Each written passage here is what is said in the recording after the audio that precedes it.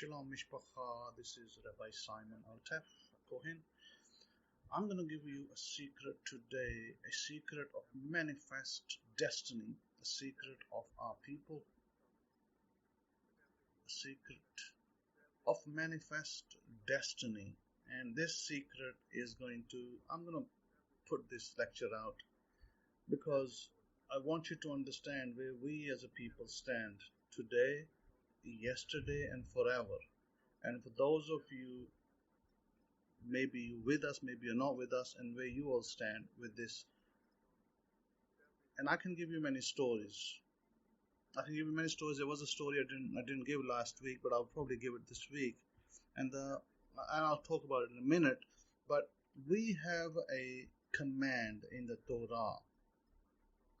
And the command is what makes us different from everybody else. Now, I do know that prior to our culture, prior to our Torah, I don't care what people claim, I don't care what witnesses and evidence they bring, it's total garbage. It's garbage out there.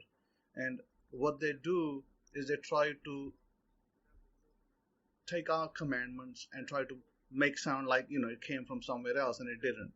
Okay, because this one command did not exist in any previous culture. You will not find it. You will not find it in the Hammurabi tablets. You will not find it in the so-called goddesses of Egypt. You will not find it anywhere. So the question is this. Here is an interesting question. And I'm speaking about the commandment in a second.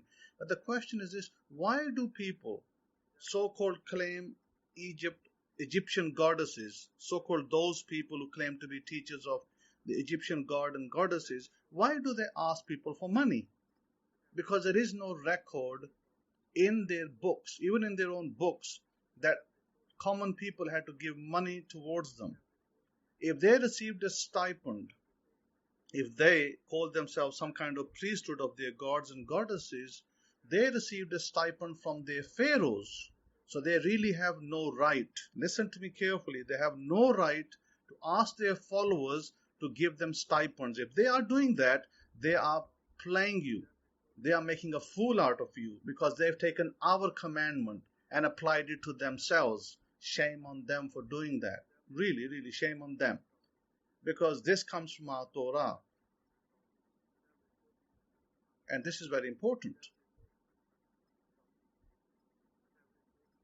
So the standard line in the Torah is Asher Tis Asher, which is to give tithes and sadaqah. Now, if you don't give tithes and sadaqah, you will be poor, period. And a lot of cultures today have taken our command.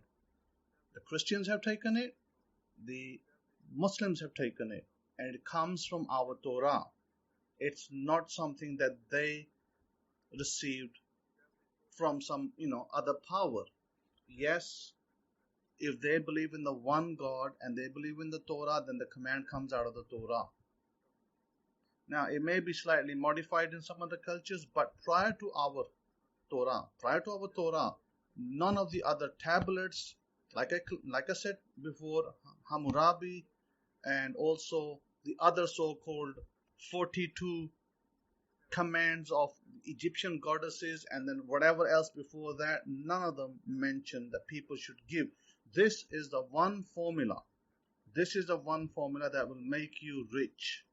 Now, if you're going to be mean, you want to destroy your finances, you go ahead and do that, and you don't give tithes, you don't give sadaqah. What is sadaqah? Sadaqah is like charity. And you take out 10% of tithes, 10% of sadaqah, and you will never be poor.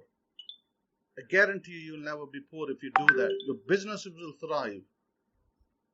Your businesses will always thrive, but there you go. That's what happens when you don't listen and you don't do according to the Torah. You will not benefit. I don't care who you are. I don't care what labels you carry. I don't care you're a PhD. You will probably be unemployed PhD if you continue like that. So, therefore, the one thing that will make you rich and the one thing that will make you successful in business is tithes and sadaqah. And Torah, I've given you one example in the Torah, but there is another example in our books. And in the book of Malachi, we have the ultimate command, Ubechanuni na bazos, where God actually tells you to test me. Test me with this.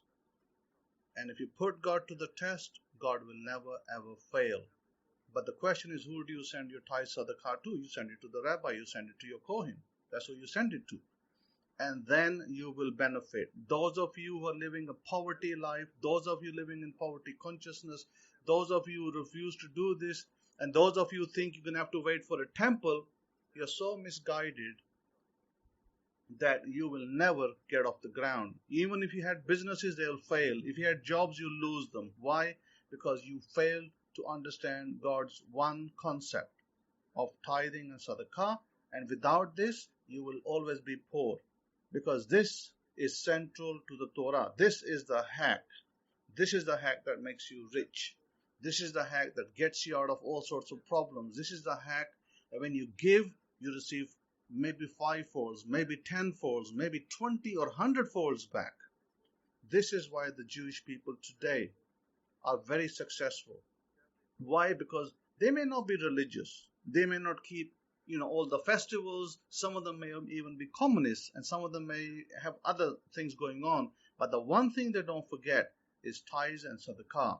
They never forget that. And remember, that is what separates them from everybody else. And if you're going to be continuously behaving like Gentiles and Goyim, and you're going to continue to refuse, then you're going to go the way of the Goyim.